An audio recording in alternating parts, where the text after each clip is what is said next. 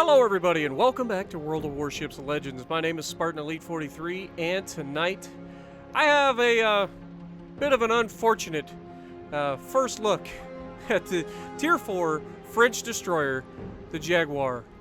Whether it's called the Jaguar or Jaguar or Jaguar, I have no idea. Y'all can figure it out. You guys know me. Anyway, we're going to take a look at our commander, Felipe Aboyono, I'm guessing. We've got him finally a level 11 now, so we get Eric Bay and Jerzy Swirsky. We've got Subsurface Venture, Fragile Threat, Standard Fall, Destroyer Be Destroyed, and Unstoppable as our perks. If we look at the loadout, we've got Aiming Systems Mod 1, we are fully upgraded, and if we go to our stats, you can see that we have 15,770 hit points, which is really good for this tier.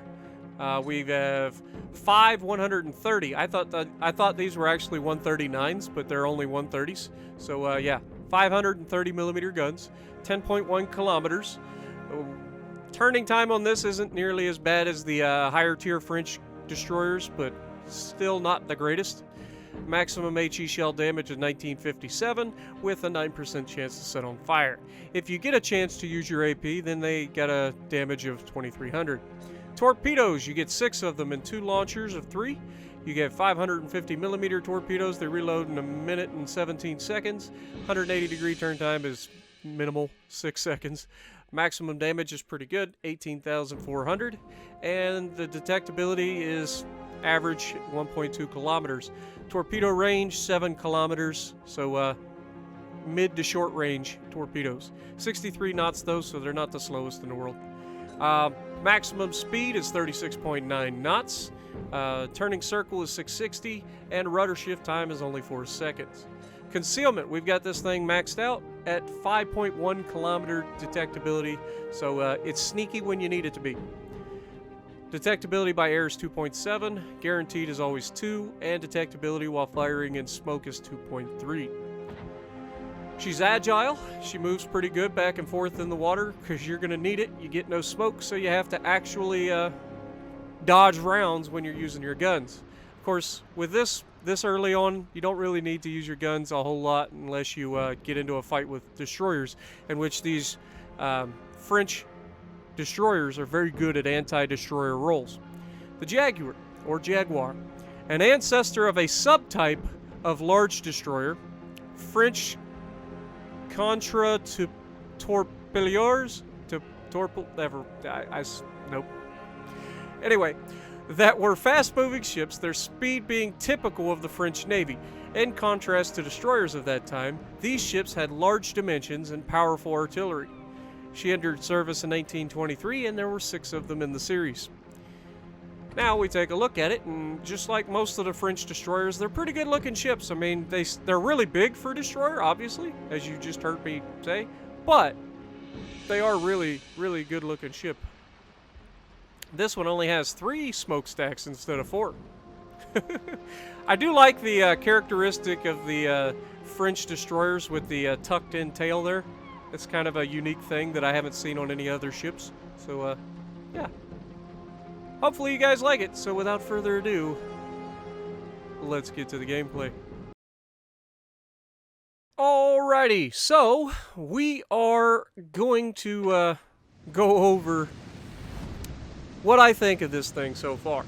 And that is pretty straightforward and simple. It is... I like them, but I'm struggling with them as far as getting high damage. I'm doing well in them, don't get me wrong. I mean, I've been averaging over 2,000 base XP in all of the French destroyers, so I'm doing well in them, but I'm not having standout games, which makes it difficult to give these kinds of games to you guys. Now, I will say this. We have... tonight has been challenging on so many levels. I've been doing everything in my power to carry games, and every single time I turn around, my teams have just absolutely dropped the ball in every epic way possible. This team is no different. So, with that being said, let's see what you guys think. Now, I'm not going to lie to you. first thing I noticed about this was that I was going to have a bad day. There are 4 destroyers on the enemy team, which means there's not a lot of hit points here to take. However, with 4 destroyers on the enemy team, we're going to actually get into some good gunfights, hopefully, and take them down. Now, the one notable thing about this Tier 4 that the other higher tier French destroyers have is that this does not have the main battery reload booster, which is unfortunate because that's one of the staples of these French French destroyers, and it does miss it. However, it's still very, very good, and unfortunately, it's only got 130mm guns. They're still very, very good, but they're not nearly as good as the 139s that you get at the next tier up. I'm working on getting you guys the Tier 6. I do have the Tier 6 destroyer finally. I got it in a crate today. As you can see, started out, our guide got torped by a Fubuki in close quarters combat. Now here I make a beeline for that Fubuki because I guarantee I can kill it. And then their guide gets spotted, and he's not heading where my torpedoes are, unfortunately. I was expecting another destroyer to come over from there, and he caught me off guard by being further out than I was expecting. So he gets to dodge all my torpedoes, and I get to try to dodge his incoming fire. Now, having as much hit points as we do, because we're such a big destroyer, is very, very nice. Now, you can see he's getting some good hits on us, but we're going to go ahead and start opening up our guns. We got 3 guns finally on him, and you can see we're doing far more damage to him than he's done to us at this point. And that's going to come in handy for information that we needed to know. And here we finally get all 5 guns on him, because like I said, they don't take the longest to turn, but they do take a bit. But anyway, as you can see, there is an enemy Congo heading up. Now that is a Tier 4 Japanese battleship that is basically a battle cruiser. And the Fubuki comes out thinking he can have a piece of me, and the Iron Duke or somebody behind me has managed to score a good hit, as we have as well. The Fubuki overruns a smoke screen, but why would a Fubuki come running out here, guys? Because torpedoes, that's why. Now this Iron Duke is going to make a huge mistake and go fully broadside to the guy to try to avoid the initial torpedoes, and that's going to leave him open for the follow-up torpedoes that are very, very difficult to dodge. And sure enough, down he goes, getting a second devastating strike for that Fubuki. In the short amount of time that he lived, he got 2 kills, 2 devastating strikes, which is unfortunate. And unfortunately, even more, the Iron Duke managed to snipe the kill right before he died, which probably made him feel pretty good, but at the same time, was not preferable for me. Now, the other thing we got here is this Congo is now kind of by himself. The guide, I kind of figured what he was doing, so you'll see me in a moment. I'm just waiting to get a good chance to launch torps on this Congo, because it's a Tier 4 battleship. They're probably not very good at dodging torpedoes, as we just saw from our Iron Duke there. They're newer players. You expect them to not be able to do basic things yet, which is fine. But that's what I'm counting on in this situation. However, this Congo is going to actually show that he has at least the ability to think and breathe at the same time, which is more than I can say for the New Mexico and Pensacola behind me. Now, I don't have really of a choice to do anything other than fight this guy. He has forced the issue. As you can see, we got a couple torp hits on the Congo over there, meaning he's very low health and not enjoying life at the moment. And you can see this guide actually does something very, very good, which is he noses in towards me, making himself a very difficult target to hit. But it also means that I'm hitting the bow of his ship a lot, which is getting saturated quite quickly and causing me to not do as much damage. So you can see I'm trying to hit the side of his ship, trying to hit further back on his ship for that reason. And you can see I'm finally getting the damage that I need. And here I'm going to get a fire. He's going to be able to put it out, and he's going to get another salvo off before he dies, which is unfortunate. But we did everything we could in that situation. The Congo has managed to defend this side of the map. Now, here's where I could potentially say that I made a mistake. Okay, I assumed that a Pensacola and a New Mexico could finish off a Congo that has no fucking health left. As you can see, I'm frustrated shooting at the freaking mountain there. I knew I couldn't hit him. I was just proving a point. I was not thrilled at this point in the game. I get that people shouldn't be the best at this tier. I get that. But how the do you die in a New Mexico to a God-blessed Congo? I've played the Congo. It's not a particularly good ship. And it suffers horribly from the Japanese battleship dispersion. It's very, very, very hard for me to believe that he just absolutely went off on that New Mexico. Now, I'm thinking what probably happened is that New Mexico managed to take a couple rounds from the enemy Fubuki of the torpedoes is what I'm saying. Which is even more baffling considering those torpedoes were spotted from so far away. Now here I am begging this Gade to get out of there and stay alive. And shortly after I said it, he gets torped in his smoke screen. And it was at this point that I have resigned myself to the loss that is inevitable. There's no coming back from this. We're only down 200 points, so I'm still trying to capture bases. The time is getting to the point where it's starting to become a factor. The Congo's still alive, and the Pensacola that's left on my team, I don't know. He's in a place where he just wants to die. And so does the friendly Furutaka on the other side, who's about to pull out broadside in front of the battleship that's been spotted for this entire time.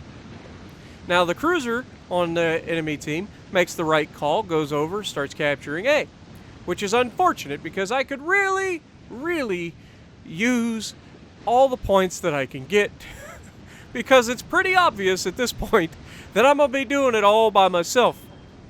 I've done it up to this point. I got to do the rest. But there's just not enough time and not enough points to go around. So I make my my move to go over here. Obviously, Pensacola is fed up with living and says, just end me. And he gets promptly obliged.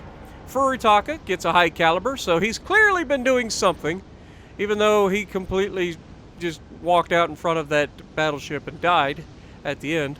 Which, again, makes you just question why people do the things they do. But, in closing, we're going to push over here to C and try to capture C, but at the same time, try to anticipate where this battleship is going, and you'll see what I mean in a moment. We're going to go into C, we're going to stay in the center channel, and I'm assuming that the cruiser that's already demonstrated that he's willing to go around and capture bases is going to go back for B. He's not going to let me get multiple bases, unfortunately. But I know that's going to be a thing, so I'm setting up for a defense if I can get over here and get this in time. But I have no engine boost left. So everything I'm doing is on naturally aspirated engines, unfortunately. No turbochargers on this one. But we're doing everything we can. I actually do like these French destroyers. There's a lot more technicality to them than most destroyers.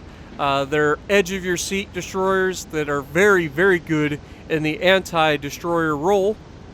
Haven't really had a chance to show what the guns can do against cruisers other than citadeling a Pensacola with Tier 6. But, you know, that's to be expected. 139mm armor piercing, broadside Pensacola. It should citadel a Pensacola. So anyway, here's where I start making a choice. I'm like, okay, I'm capturing the base. I don't want to roll around the corner. And then, of course, the spotter plane for the enemy battleship decides to sail right over my head and detect me for his battleship. And then he just flies away. Meaning, his battleship is at the end of that island, right?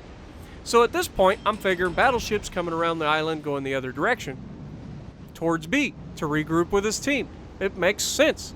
It's the perfect play for him to do. So, I'm going to cut him off. My only chance at this point is to kill everybody. And that's going to be really tough to do with only 4.5 minutes left. So, first thing I got to do is get this ship turned around. And, it's easier said than done with these French destroyers.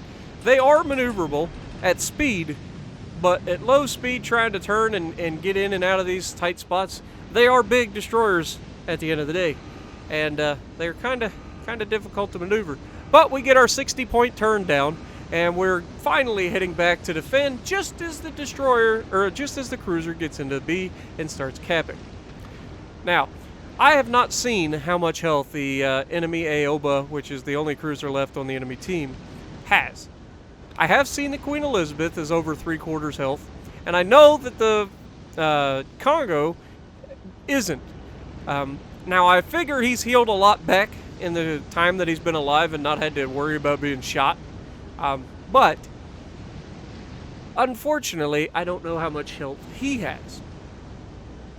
And even more unfortunately, he didn't come back over here at all. So I come over here, and I detect the Queen Elizabeth and Aoba taking B. So I'm going to go ahead and try to just get away from these guys. There's no way that I can take on this Aoba. So I just go ahead, throw the torps out there, and turn around to head back to C to see if I can find this Congo and take him down. Now, again, this is where I'm expecting him to be, and as you can see, there's a ghost torpedo out there that sailed completely off the edge of the map. Like, I don't know if you guys can see it or not, if the resolution's good enough for it, but you can see like the little red triangle there of just a torpedo that just sailed completely off the map. Now, I look back at the enemy cruiser over there, the Aoba, and I was like, those torps look kind of good. But, you know, at this point, there's no way that I was expecting that. Out of all of the ships in this game, that was the one that I was afraid of, and that was the one that takes the devastating strike for no reason. Like, he had every chance in the world to avoid. I just tossed those out there as, you know, a willy-nilly. And as you can see, the enemy Congo got back into C and flipping C.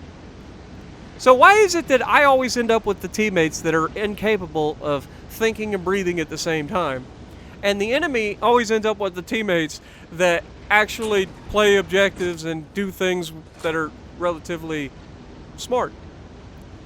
Now, you guys remember how much health that we left the Congo on. He's clearly in C. We're about to detect him, and there you go.